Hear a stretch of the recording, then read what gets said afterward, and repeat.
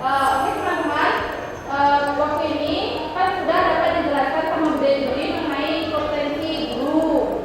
Nah, dari penjelasan tersebut saya mencatat beberapa pertanyaan-pertanyaan yang diajukan oleh teman-teman mahasiswa di ruang 5.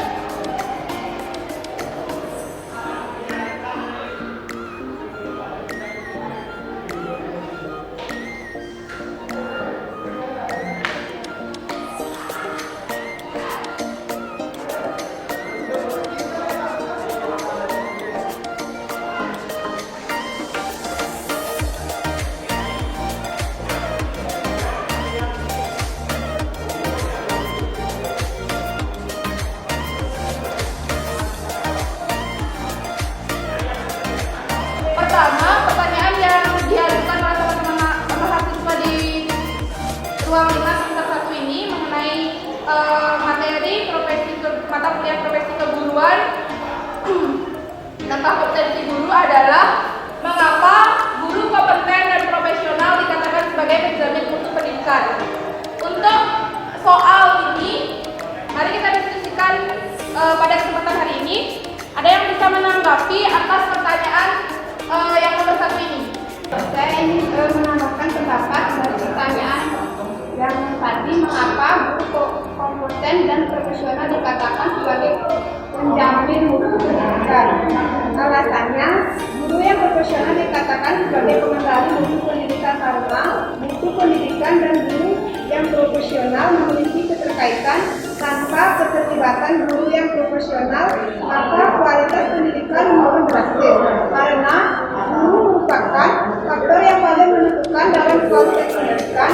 Seorang guru yang profesional mampu menguasai materi pembelajaran, mampu menyampaikan materi pembelajaran dengan baik serta handal dalam kompetensi guru, yakni seperti kompetensi pedagogik, profesional, sosial, dan kompetensi kepribadian yang bertujuan terciptanya sumber daya manusia yang unggul dan bermutu. Guru yang profesional berlandasan kode etik guru sehingga terciptanya efektivitas merupakan alasan utama lahirnya mutu pendidikan yang terjamin. Baik, terima kasih pendapatannya bulan ini. Adakah yang ingin menambahkan pendapat yang dimiliki?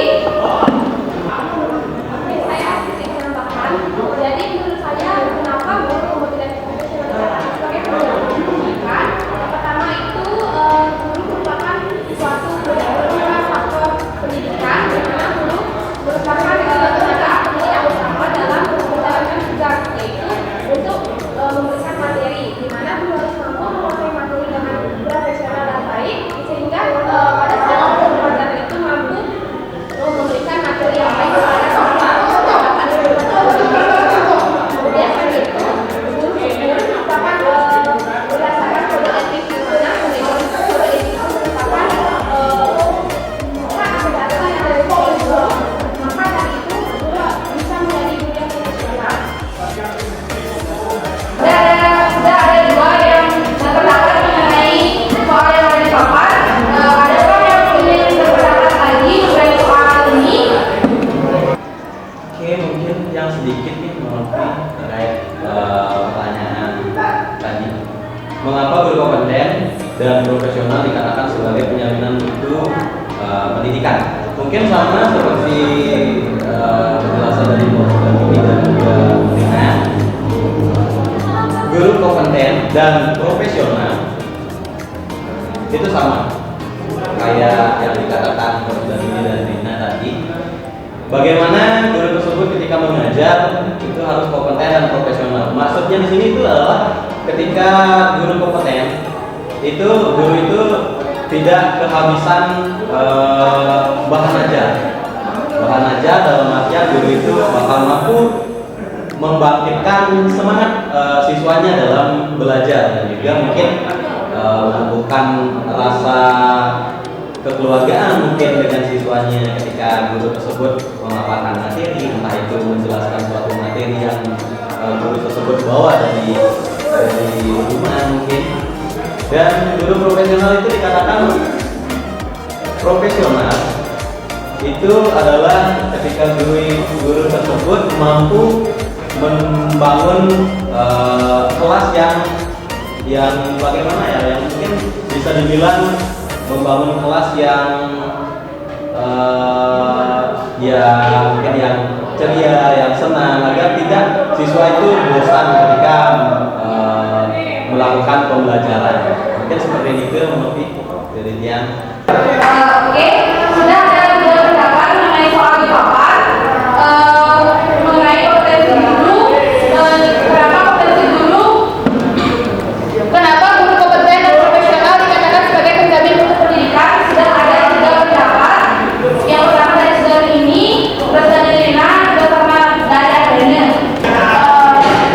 Oke teman-teman, karena terbatas waktu yang kami tulis belum diskusikan beberapa pertanyaan mengenai materi profesi keguruan untuk materi profesi dari profesional guru. Untuk pertanyaan-pertanyaan yang lainnya kita akan diskusikan via daring melalui Zoom meeting. Untuk link Zoom meetingnya nanti saya kirimkan di grup diskusi.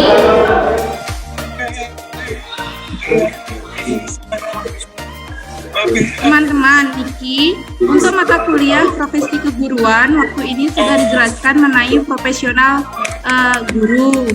Sekarang dapat tugas untuk mengenai keprofesionalan guru. Ini untuk pertanyaan yang nomor 1. Ini mengapa guru kompeten dan profesional dikatakan sebagai penjamin mutu pendidikan? Ada yang bisa menanggapi untuk pertanyaan ini?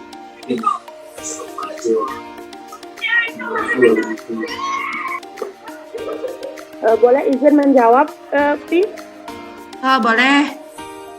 Menurut saya, mutu pendidikan dan profesionalisme guru saling berkaitan, sehingga keduanya tidak dapat terlepas khususnya dalam proses pencapaian tujuan pendidikan. Salah satu yang mempengaruhi mutu pendidikan yaitu profesionalisme guru, karena guru merupakan penentu dari keberhasilan dan kegagalan dari suatu proses pembelajaran, sehingga hal tersebut akan berpengaruh pada masa depan peserta didik. Saat ini, mutu pendidikan di Indonesia masih jauh tertinggal dari negara-negara lain. Keadaan yang ada sampai saat ini yaitu tingkat profesionalisme guru masih jauh dari harapan lain. Keadaan yang ada harapan, sedangkan ketersediaan akademik peserta didik dipengaruhi oleh guru. Untuk dapat mengajar peserta didik secara optimal, guru harus memiliki kualifikasi profesional guru yang dipadukan dengan proses pembelajaran yang lain dilakukan oleh guru tersebut. Oleh karena itu, perlu diadakan terobosan agar tingkat profesionalisme guru di Indonesia dapat menjadi lebih baik dan agar pendidikan di Indonesia dapat semakin berkembang serta dapat bersaing dengan negara lain. Itu menurut saya, Pi. Ada pendapat lain? Kalau menurut pendapat saya pribadi, alasan guru yang profesional dikatakan sebagai pengendali mutu pendidikan karena mutu pendidikan dan guru yang profesional memiliki keterkaitan. Tanpa keterlibatan guru yang profesional, maka kualitas pendidikan menurun drastis.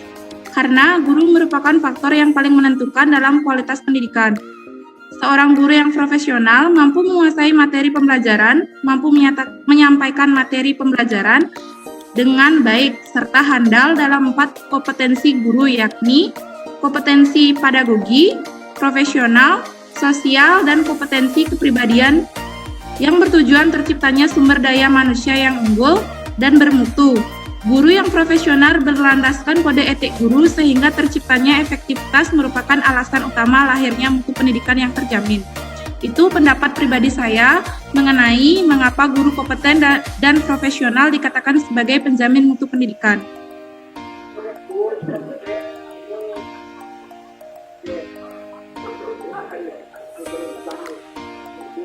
Bagaimana?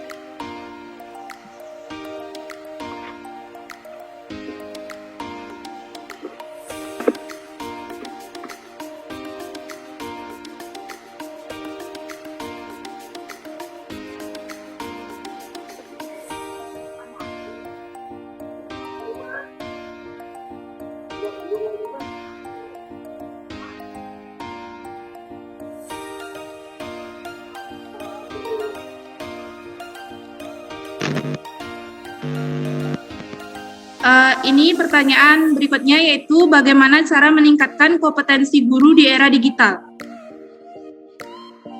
Ada pendapat, Semeton?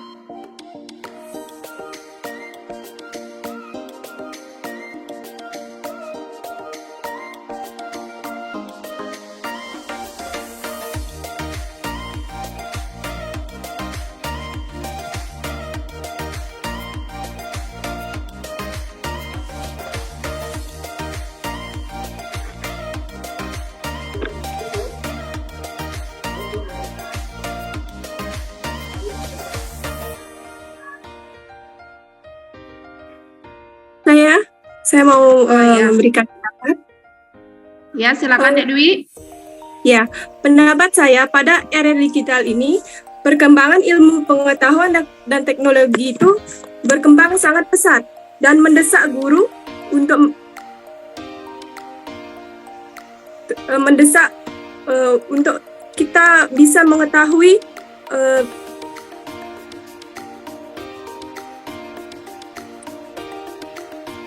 teknologi komputer dan internet.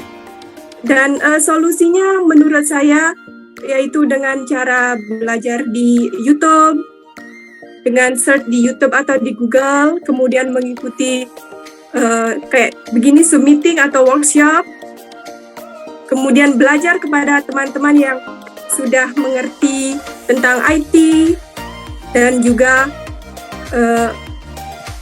selalu bertanya kepada yang lebih bisa pada IT atau komputer untuk mengajarkan kita bagaimana cara mengoperasikan komputer, bagaimana caranya mengoperasikan di internet. Karena di dunia saat ini, di era digital ini, kita sangat didesak untuk mempelajari ilmu teknologi dan internet. Sekian dari saya. Jika ada tambahan bisa ditambahkan lagi.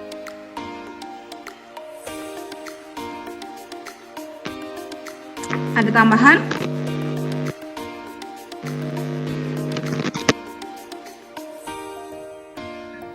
Bagaimana? Teman-teman ada pendapat lain mengenai pertanyaan ini? Izin menambahkan, Pi, di sini Ya. Agni dan Dwi Yanti kan sudah memberikan pendapatnya dengan melakukan Zoom meeting di YouTube. Di sini juga banyak kegiatan-kegiatan offline yang diadakan oleh contohnya dinas, yaitu KKG, seminar, atau kegiatan serupa lainnya untuk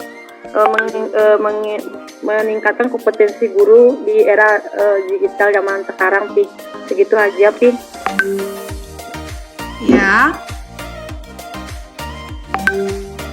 Ada lagi yang berpendapat mengenai pertanyaan ini?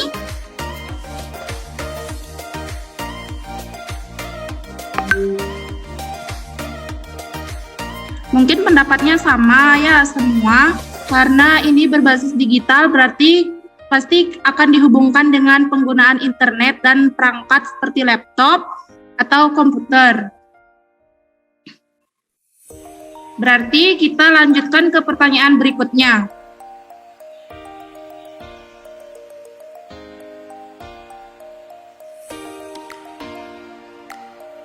Pertanyaan berikutnya adalah apa tantangan yang dihadapi dalam meningkatkan kompetensi guru? Ada yang berpendapat?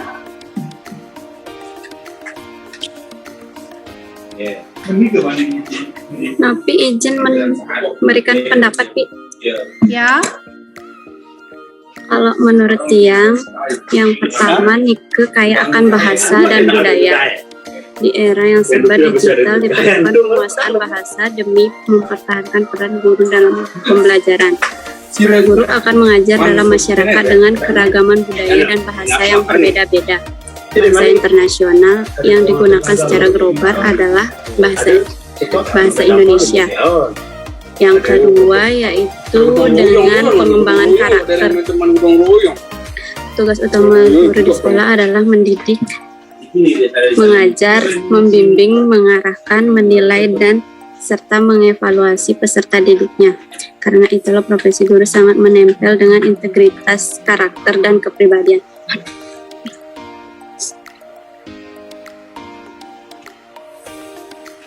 Selain dari hal-hal yang telah disebutkan tadi, guru bukan hanya bertugas untuk mentransfer ilmu pengetahuan kepada para peserta didik.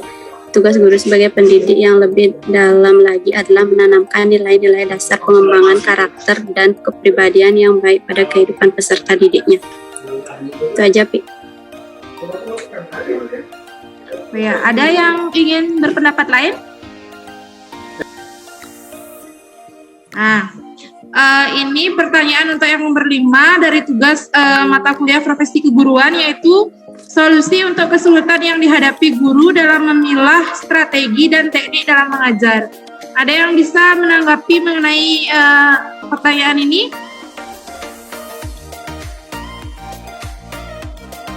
Kalau saya, saya ingin juga berpendapat mengenai pertanyaan ini. Solusi untuk kesulitan yang dihadapi guru dalam memilah strategi dan teknik mengajar. Kalau menurut saya, kita juga harus baik-baik menggunakan manfaat internet dan iptek, karena misal di setiap pelajaran itu adalah beberapa siswa yang mengalami bosan, mengantuk, yang artinya siswa tersebut itu tidak cocok dengan metode pembelajaran yang dibawakan gurunya. Itu bisa disiasati dengan mengubah metode belajar yang membuat anak-anak itu cepat bosan.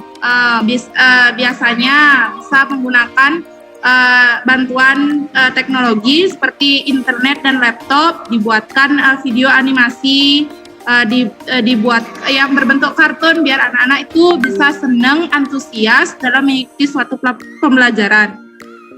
Itu menurut saya pribadi kurang lebih sama seperti Ardana memanfaatkan internet dan iptek. Bagaimana dengan teman-teman yang lain? Karena sudah tidak ada pendapat yang lain mengenai pertanyaan nomor 5 ini, saya lanjutkan dengan pertanyaan berikutnya. Ini pertanyaan terakhir, pertanyaan nomor 6. Faktor internal dan eksternal menjadi permasalahan guru dalam memberi materi. Ada yang berpendapat Saya untuk terakhir ini? Saya ingin berpendapat, Mbak. Ya, silakan untuk pendapatnya. Saya akan menjelaskan problematika pada guru, yaitu pertama ada problem internal, yaitu masalah yang timbul dari dalam guru itu sendiri. Contohnya kemampuan guru tidak memadai atau pedagogiknya kurang dalam pemaparan materi itu, kurang memahami pada saat mengajar. Kemudian motivasi menjadi guru lemah sehingga menjadikan guru itu malas-malasan, jarang ke sekolah, atau tidak ada semangat untuk mengajar. Kemudian ada problem eksternalnya, yaitu masalah dari luar. Bisa dari masyarakat, bisa dari peserta didik yang malas, pasif, atau nakal. Kemudian ada dari fasilitas sekolahnya, yaitu mungkin belum ada gedung kelas atau gedung sekolahnya, sehingga mengajar itu gurunya itu menumpang. Jadi itu yang menyebabkan problem eksternalnya. Itu sekian dari saya. Mungkin ada tambahan, silakan untuk yang lainnya. Saya memiliki sedikit tambahan mengenai tanggapan yang disampaikan oleh Dwianti sama Ardana. Untuk faktor internal dapat dilihat dari kesehatan guru, baik dari jasmani juga rohani. Guru harus dalam keadaan sehat secara fisik dalam menyampaikan materi. Selain itu juga guru harus dalam keadaan jiwa yang baik dalam menyampaikan materi. Yang kedua adalah intelektualitas dan kecerdasan guru. Guru harus dapat menguasai materi yang akan disampaikan kepada anak didiknya. Untuk faktor eksternalnya yaitu lingkungan sekitar. Dalam pemberian materi oleh guru, lingkungan sekitar harus kondusif agar guru dapat menyampaikan materi dengan baik dan siswa dapat menyerap ilmu dari materi yang disampaikan oleh guru dengan baik. Yang kedua adalah sarana prasarana yang memadai. Dalam penyampaian materi, guru memerlukan buku dan juga papan tulis sebagai medianya. Jika media tersebut mengalami kerusakan, maka penyampaian materi tidak akan tersampaikan dengan baik. Untuk anggota kelompok yang lain, apakah ada penambahan untuk pendapat mengenai soal nomor 6 ini?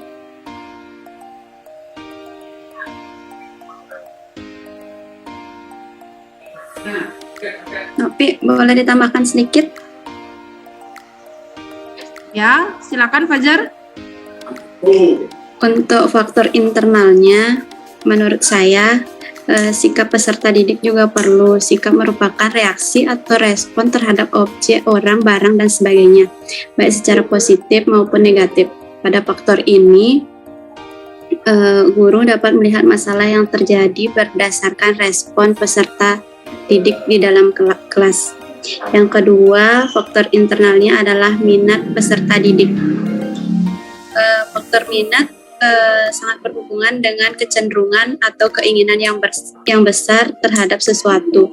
Faktor minat dipengaruhi erat oleh rasa keingintahuan peserta didik. Apabila peserta didik tidak minat dengan proses pembelajaran yang tengah dilakukan, peserta didik cenderung untuk menyepelekan, bahkan sibuk dengan kegiatannya sendiri.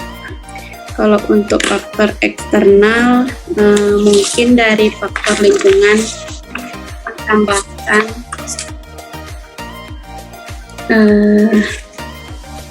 kalau faktor eksternal, faktor lingkungan dapat juga menghambat prestasi belajar siswa. Faktor lingkungan mencakup teman dan lingkungan di sekitar rumah. Faktor lingkungan sangat mempengaruhi kehidupan peserta didik, seperti contoh, apabila teman-temannya merupakan anak yang rajin, maka peserta didik tersebut juga akan tertular dan teman-temannya, begitu juga sebaliknya. Itu aja, Pi.